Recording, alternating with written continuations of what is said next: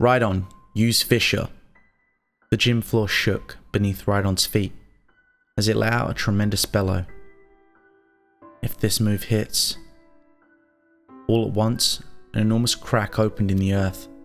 A gaping maw stretched across the gym floor, speeding rapidly towards the move's target. Closer, closer, and the fissure opened up beneath the opposing Blastoise, sending it tumbling down untold feet into the darkness below. Then, as quickly as it had appeared, the tear was gone.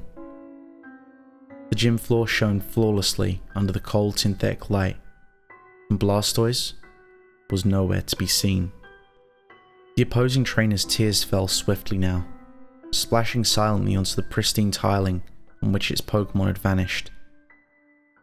Where's Blastoise? Where did he go?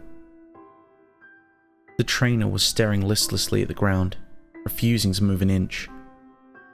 He was obviously in shock over the sheer magnitude of his defeat. Giovanni would have to remedy this. "Pay up, kid," ordered Giovanni in a low voice. The trainer acquiesced resignedly, forfeiting half his life savings into Giovanni's waiting palm. But he still refused to leave. "Go home," commanded the leader, now slightly irritated. "You're holding up the line." The trainer looked about himself in a dazed state and noticed the challenger standing behind him. A small black-haired boy of perhaps 10 years of age. "Oh, sorry. I didn't notice," mumbled the defeated trainer with a small nod, and he at last began to pace resolutely back towards the gym's front door. Giovanni turned his attention to the black-haired boy, who had stepped forward. He was wearing a red jacket over a black t-shirt and a red and white cap pulled low over his eyes. Giovanni was intrigued by this challenger. Something about him was unsettling. Something about his slow, measured pace and expressionless visage seemed somehow alien. But that was of no consequence. Nobody had ever defeated Giovanni's main team, and he was not about to let this child become the first. "Welcome," spoke Giovanni in a cool, intimidating tone. "I am the Viridian City Gym Leader. Do you dare challenge me?" Giovanni rose to his full height. "I am the greatest trainer the world has ever known. I defeated countless thousands in this very spot. Thousands upon thousands of championship dreams, terminated right where you're standing. And yet you still dare to forever risk your only aspiration by blithely challenging my undefeated team?" The speech had been delivered flawlessly, and Giovanni felt quite proud of himself. Surely, the child had now realized the insignificance. Surely, he was at this moment quaking in his boots. And yet, the challenger showed few outward signs of his distress. Giovanni's oratory had reduced countless grown men to snivelling, crying imbeciles by means of that very speech. And yet, here was a child, a whelp no more than 10 years old, standing his ground. Rather than break down, the challenger nodded and stepped noiselessly forward. The effect was disconcerting, and Giovanni's voice displayed an imperceptible faltering. "Very well then. Let us begin." Giovanni threw his first Pokeball. A stream of crimson light issued forth from the Pokeball, quickly coalescing into Giovanni's Rhyhorn. Rhyhorn was Giovanni's usual lead, and had served him admirably in the past by gauging the strengths and identifying possible weaknesses of his opponents. The terrifying spectacle of the 3-foot-tall Rhyhorn's single-minded charge attack had caused many to resign their challenge by terror itself. But the child stared unflinchingly at Giovanni's Pokemon, and threw down a Pokeball of his own. But there was a problem. The device was malfunctioning. This was unheard of. Pokeballs were made on an assembly line now, and, as Kanto's only major export, each Pokeball had to be flawless. Those with faulty machinery, but without exception weeded out somewhere in the manufacturing process. As a former head of Sylph Corporation, Giovanni knew that. So, what was wrong with the child's Pokeball? Instead of releasing the customary beam of light, the Pokeball was shaking eccentrically, without any discernible rhythm, and emitting periodic bursts of red light from its central seam. As bloody sparks jumped across the surface, the Pokeball seemed ready to explode from the pressure of whatever was inside it. Suddenly, the Pokeball released its laser. But instead of the customary red, it was a pale and sickly orange. When the light faded, Giovanni caught his first glimpse of the thing that the Pokeball had vomited. It was a pile of trash, just sitting there on the floor of the gym. Without warning, and before Giovanni could get a closer look, the pile of trash expelled a stream of pale brown coloured liquid, hissing and spurting as it did so. "Water gun," commanded the challenger. The fluid squirted through the air and impacted Rhyhorn squarely in the face. Giovanni's face betrayed his worry. Rhyhorn did not usually survive any decently powered water or grass type moves. Yet, Rhyhorn didn't falter. The pile of trash's special must have been completely pathetic for Rhyhorn to take such a small amount of damage. But something was wrong. Something was off about Rhyhorn after the brown liquid contacted him. Giovanni could sense it, though he couldn't quite discern what it was. Something seemed different about the shape of Rhyhorn's back, or the pattern of his armor plates. Giovanni only truly became alarmed when Rhyhorn did not turn its head as usual to receive orders. He stood unmoving, frozen to the spot from which he had received the attack. Giovanni walked around Rhyhorn to examine his face, and found it scrambled, with no discernible features. Various pieces of eyes, mouth and nose were scattered haphazardly around its ruined face, which resembled a disassembled jigsaw puzzle on a featureless grey background. Giovanni was aghast. "Rhyhorn? Rhyhorn, use Fury Attack!" Rhyhorn? Rhyhorn had not fainted, and showed no signs of collapse or fatigue. But he was clearly dead. Giovanni could not look at the horror that his Pokemon had become, so he returned it to his Pokeball. He could not lose. His team was undefeated, and this thing would surely not prove a challenge to his stronger Pokemon. He decided immediately to move up a tier in strength, and so summoned Nidoking from his Pokeball. Nidoking emerged with a savage scream, but Giovanni's attention was focused on the pile of trash. As he searched for a weakness, he came to a sudden realization. Most of what he had previously assumed to be trash consisted of discernible pieces of various Pokemon. Here was a Bulbasaur tail, there was a Pharaoh beak, and a Blastoise arm, all haphazardly stitched together in some kind of abominable mass and mixed in with other things. Things that he couldn't recognize.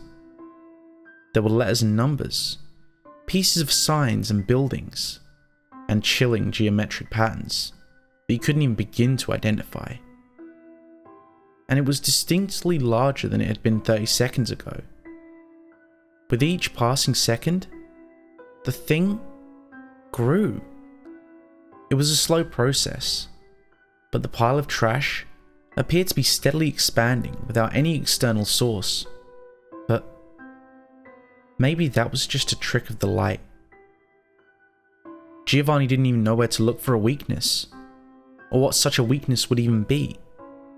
But he did know that this monstrosity had somehow be stopped. So he ordered Nidoking to attack. "Nidoking, use Thrash!" Nidoking looked around for a moment, wondering where the attack was even directed. Nidoking was considerably smarter than Rhyhorn, smart enough to notice that there weren't actually any other Pokemon in the arena. Nidoking turned to look at Giovanni, who presented with what might very well have turned out to be the last time he ever saw Nidoking whole, felt a sudden surge of regret. He pointed ruefully at the pile of trash, which had taken on an unmistakably crimson hue. Giovanni had seen it before, he thought, but he could not remember when. Nidoking never got his close look at his foe. He was not one to disobey his orders, for Giovanni was a hard master. And so, Nidoking charged. He rammed fist after massive armor-plated fist into the thing, but it showed no signs of any external damage or fatigue. It just sat there, glowing. As the word popped into his head, Giovanni knew what was about to happen. He tried to shout, and tried a second too late to warn Nidoking of his fate. But Nidoking was so absorbed in its thrash attack that it had failed to notice. And so, the end came quickly. "Sky attack," said the challenger. His lips, Giovanni saw. They didn't move when he talked, but remained frozen open. In fact, he had not moved at all since the battle had begun. Giovanni suddenly began to wonder if he even could. The boy's clothes were becoming distorted, becoming numbers and letters and Pokemon fragments one piece at a time. There were endless, mesmerizing geometric patterns in his eyes. Nidoking flew through the air and smashed against the ceiling of the gym with a reverberating crash. The culminated light from Giovanni's Pokeball intercepted the hapless Pokemon before the floor could. Giovanni did not want any opportunities to get a good look at the remains of his Nidoking. If only he had chosen a different move, Nidoking might have been saved. The trash was not just larger now, but spreading. The walls were splattered with it, oozing with Pokemon, and Giovanni's pristine floor was covered in refuse. As Giovanni reached uncertainly for another Pokeball, he discovered that his hand no longer fit securely around it in the position to which he had long been accustomed. For even he had not escaped the trash's corrupting influence. His hand, though retaining its general shape, was gruesomely disfigured. A Weezing's face, a Wigglytuff's ear, and an Arcanine's eye, along with other body parts too damaged to identify, protruded from his skin in tortured, hideous combination. Giovanni tried to scream, but no sound came out. He fumbled with his Pokeball and tossed it onto the floor haphazardly, a novice trainer once again.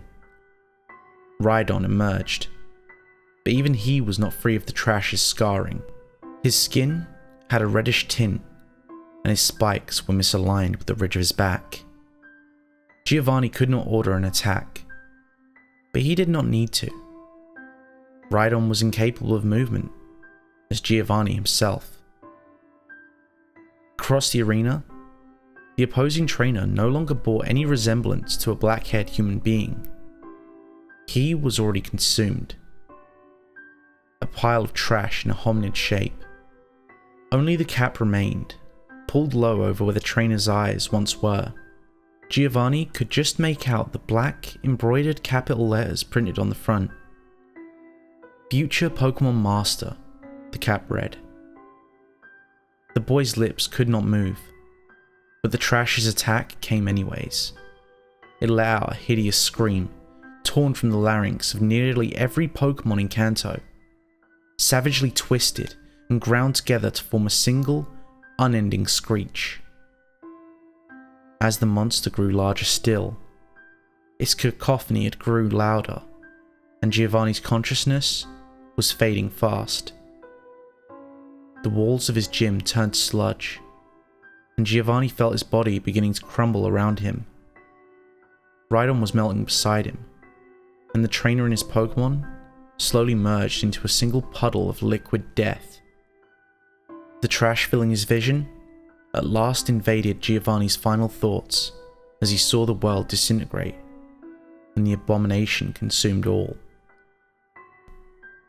Hey, quickly before you go, I wanted to announce that we've just reached 1,000 subscribers.